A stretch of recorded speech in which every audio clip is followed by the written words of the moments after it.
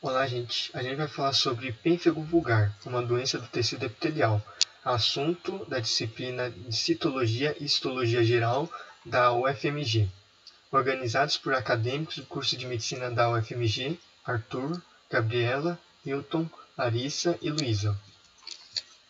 Abordaremos aqui no nosso seminário uma definição em breve histórico, caso clínico, epidemiologia, etiologia, sintomatologia, diagnóstico, tratamento e, por fim, referências bibliográficas a respeito sobre o pênfigo vulgar. Bem, eu vou apresentar uma definição do que é o pênfigo vulgar, um breve histórico da doença. A descrição inicial do pênfigo vulgar foi feita por Stephen Dixon em 1788, quando ele observou uma paciente que apresentava lesões na língua, ou seja, ela apresentava lesões em uma área de mucosas. O pênfigo vulgar é uma dermatose vesicobolhosa autoimune. Dermatoses são doenças caracterizadas, sobretudo, pela presença de sintomas associados a reações alérgicas na pele. Dentre esses sintomas, a gente pode citar, no caso do pênfigo vulgar, a formação de bolhas e a irritação cutânea. Também vale ressaltar a diferença entre dermatoses e dermatites, pois as dermatites são inflamações da pele. Por ser uma doença autoimune, o pênfigo vulgar não é contagioso e entende-se que ele é causado por componentes do corpo que acabam afetando ele mesmo. O que mais caracteriza o pênfigo vulgar é a presença de lesões em mucosas e a presença de bolhas interepidérmicas derivadas da separação de camadas da pele. O mecanismo de formação das bolhas é relativamente simples de compreender, haja visto que com a separação das camadas da pele é permitido que líquido extravase para essa pequena cavidade formada, dando origem às bolhas. O pênfigo vulgar é uma doença grave, considerado mais grave dentre os tipos de pênfigo, crônica e com períodos de maior ou menor expressividade. Isso significa que nos períodos de maior expressividade, ou seja, nos períodos de crise, o paciente tem uma qualidade de vida bastante diminuída, porque o pênfigo é uma doença muito dolorosa, por exemplo. Nos períodos de menor expressividade, a gente observa que o paciente pode viver uma vida relativamente normal, sem apresentar grandes sintomas. Também é bastante relevante ressaltar que o pênfigo vulgar é uma doença potencialmente fatal em casos de ausência de tratamento correto.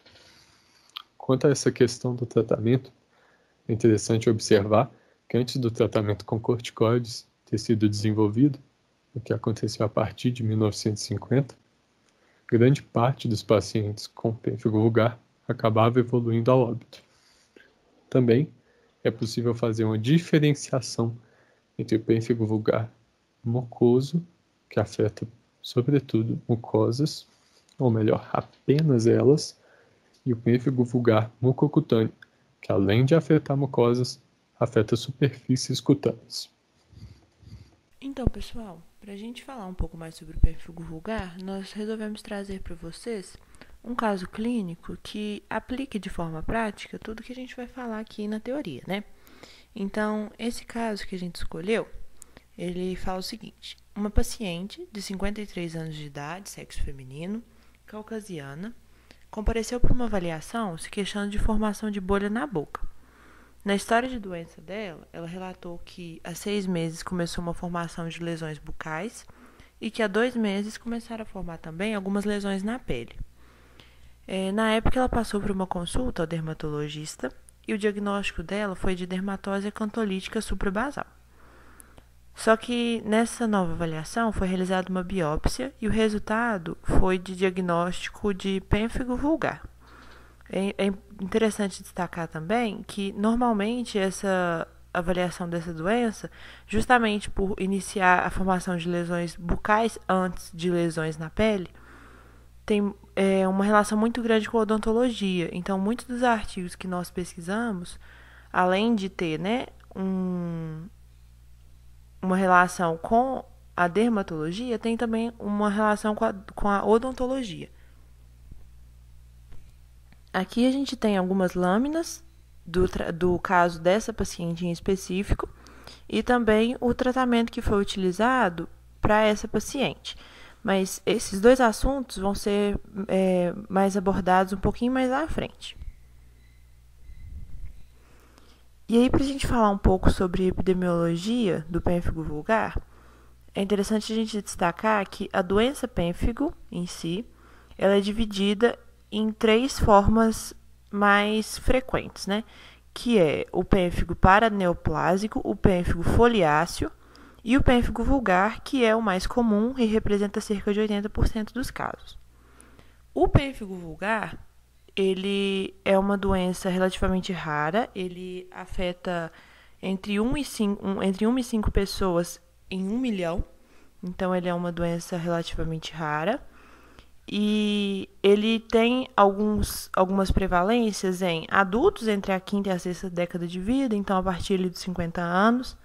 Ele também é mais comum entre judeus e povos de origem mediterrânea. E tem alguns estudos que apontam também que há maior prevalência entre mulheres para essa condição, mas não é muito decidido, né? Isso ainda porque alguns estudos apontam isso e outros estudos indicam que não há prevalência. Então, isso ainda não está muito certo.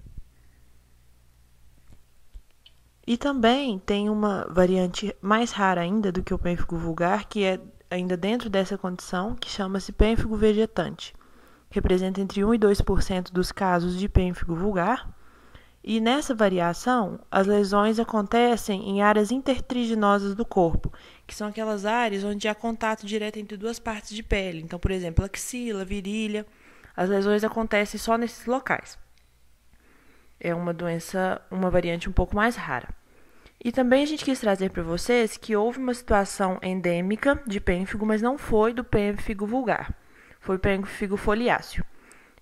Aconteceu no Mato Grosso do Sul, na década de 90, e foi estudada também em Goiás, entre 1996 e 2001. Aconteceu nessas 2 regiões do país, e houve uma prevalência na época do diagnóstico em trabalhadores rurais, porque o pênfigo foliáceo ele não afeta, como o pênfigo vulgar, por exemplo, a partir da 5ª década de vida. Ele pode afetar pessoas mais jovens. Então, aconteceu essa situação endêmica e é considerada a única doença autoimune endêmica no mundo, porque, como vai ser falado mais à frente, é uma doença autoimune, né? Agora eu vou falar da etiologia do pênfigo vulgar, que seria a causa, as origens acerca das doenças. O paciente com pênfigo vulgar, ele produz anticorpos patogênicos que destroem a desmogleína 3 e também podendo destruir a desmogleína 1. Essas desmogleínas, elas são glicoproteínas transmembrânicas da família das caderinas, como está circulado na figura. E essas desmogleínas, elas são componentes dos desmossomos. A degeneração dessas desmogleínas comprometem a adesão proporcionada pelo desmossomo. E isso resulta no extravasamento do líquido para a superfície epitelial e assim causando a formação de bolhas na pele e nas mucosas. Essa degeneração das desmogleínas acarreta na separação da camada espinhosa da epiderme, processo chamado como acantólise. A acantólise leva à formação das células de Tzak, apresentadas na imagem, que essa imagem ela foi obtida por meio do esfregar-se da mucosa oral e foi corada por hematoxilina e chor. Essas células de Tzak, elas possuem um núcleo arredondado, elas possuem nucleolos múltiplos e perinucleares, como está apontado pela seta. Além disso, elas não possuem desmossomos e ficam flutuando entre a camada basal e o estrato espinhoso. O acometimento por essa doença ela pode ser influenciado por fatores genéticos, fatores que constituem, no caso do pênfigo vulgar, a alteração de múltiplos losses gênicos. E a maioria dos estudos relaciona a doença do pênfigo vulgar com os genes localizados na região chamada classe 2. Essa região da classe 2 ela expressa em células que participam da apresentação do antígeno e que auxiliam também as células T. Essa região classe 2 ela é pertencente ao complexo de histocompatibilidade, que é a porção cromossômica com maior densidade de genes. A localização da alteração desses genes está no cromossomo 6, localizados na região 2, na banda 1 e subbanda 3. A predisposição genética, por si só, não é um fator determinante para o desenvolvimento dessa doença. Para a pessoa ser acometida por essa doença, é necessário que ela seja exposta a fatores ambientais externos que são cruciais para o desenvolvimento dessa enfermidade. A idade também é um fator que contribui para o desenvolvimento da doença e ele acomete principalmente pessoas entre 50 e 60 anos. Apesar de que o desenvolvimento dessa doença pode ocorrer em qualquer idade.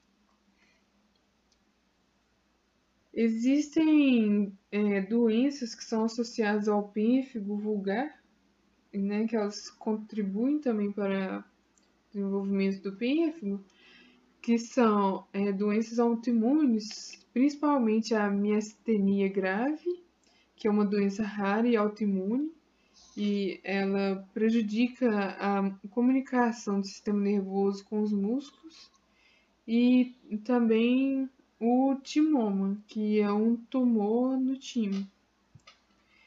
Essa enfermidade ela também pode ser desencadeada por fatores como infecção viral, principalmente infecção viral causada por herpes, e uma das possíveis causas desse fenômeno é a resposta imunológica intensa ativada pela invasão desses patógenos, mediante a produção em larga escala de interferons e citocinas. Além disso, remédios também são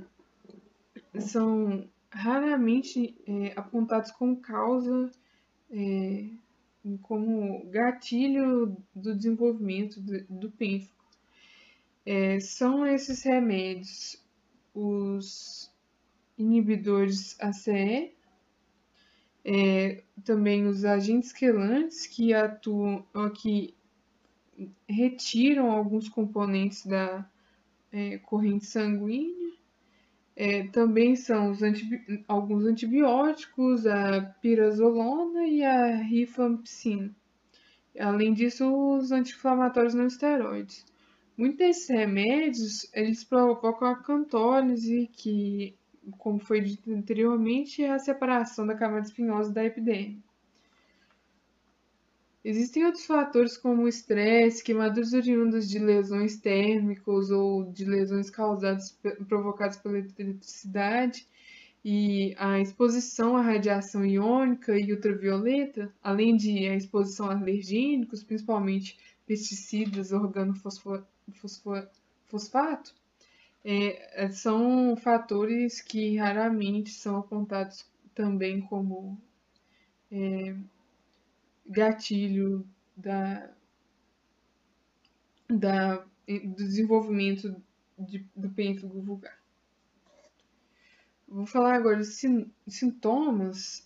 Inicialmente, são formadas bolhas na membrana da mucosa oral e essas bolhas elas se rompem, o que torna a região dolorosa e úmida, dificultando com que o paciente se alimente devido à dor, né? E, além disso, essas bolhas também podem surgir na região anal e da virilha, além de dentro do nariz.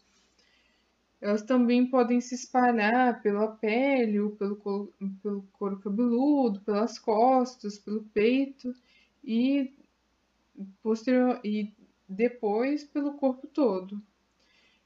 Os pacientes também podem ter saliva com sangue e cialorreia.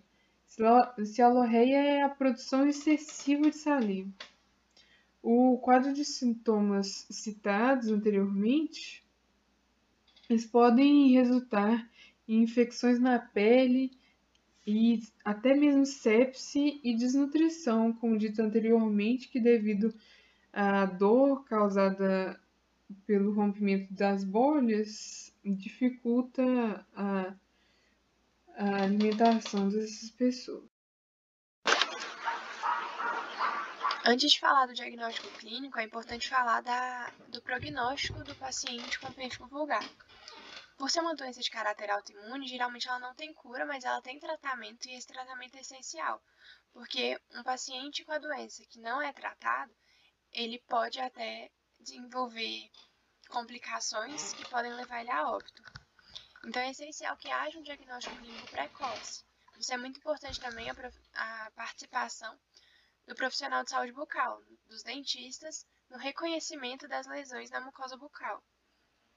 Para poder proporcionar ao paciente esse diagnóstico precoce, para poder proporcionar um tratamento, ele tem um prognóstico melhor e uma qualidade de vida melhor. Lembrando que é um tratamento demorado para o desaparecimento dessas feridas, podem ter algumas recaídas, então elas podem voltar a reaparecer e tudo mais. E é um tratamento que deve ser realizado com acompanhamento de outros profissionais de diversas áreas, porque os medicamentos podem ter efeitos colaterais. Então, é essencial que haja esse diagnóstico clínico precoce, exatamente para melhorar o prognóstico do paciente.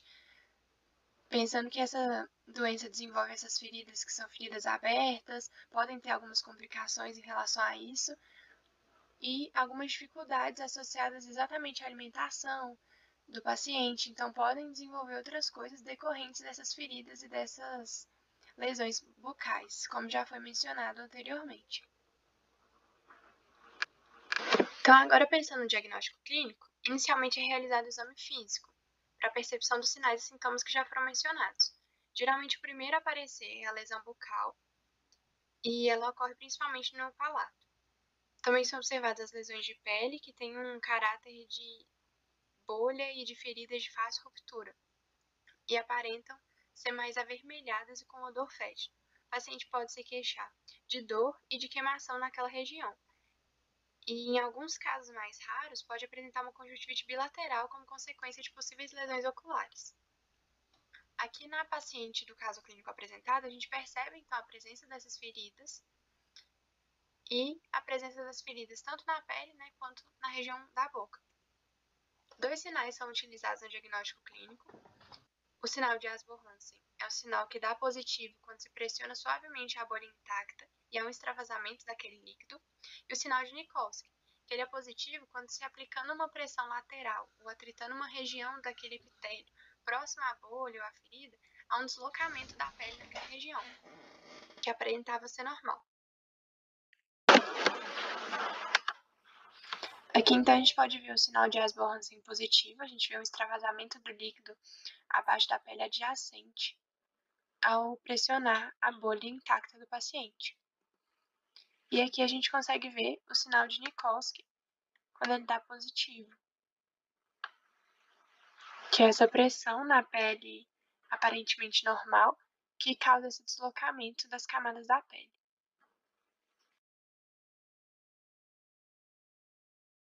Como já foi dito, o pênfigo vulgar está muito associado a essa perda de adesão que provoca uma descamação da camada espinhosa. Então, há uma separação entre a camada basal e a camada espinhosa. Por isso, um dos exames mais utilizados para o diagnóstico é o exame histopatológico, onde pode ser observada essa segregação da camada, essa separação das células acima da camada basal. Outro exame muito utilizado também é a imunofluorescência, para a percepção exatamente dos anticorpos IgG entre as células epiteliais. Aqui a gente tem o resultado, né, da biópsia e do exame histopatológico do paciente. Lembrando que a biópsia ela deve ser realizada em uma bolha intacta e nova, ou no caso de só haver feridas já abertas, é preciso que ela seja realizada da borda de uma dessas áreas expostas. Aí aqui, observando o exame da paciente, do caso clínico, a gente observa então esse deslocamento, essa separação das células acima da camada basal, e aqui o sinal característico das células de Zancke, que já foram mencionadas anteriormente, que é exatamente esse formato mais arredondado que essas células epiteliais adquirem. O tratamento consiste na diminuição da resposta imune do paciente por meio do uso de imunossupressores e na diminuição da inflamação, que geralmente é feita por meio do uso de corticoides tópicos. Em caso de feridas menores ou mais restritas à cavidade oral, pode ser utilizado o corticoide local. E, em lesões persistentes, o uso de corticoide intralesional. No caso da paciente, a gente vê aqui a evolução do caso clínico e uma melhora na pele dela e na boca, onde estavam antes as feridas. O caso dela foi tratado com o uso dos corticoides, prednisona e triamcinolona. Esse último foi mantido por 3 anos. E também associado a isso o uso de shampoo e produtos para a pele e para a região da boca, para proteger aquela região que estavam com as feridas abertas.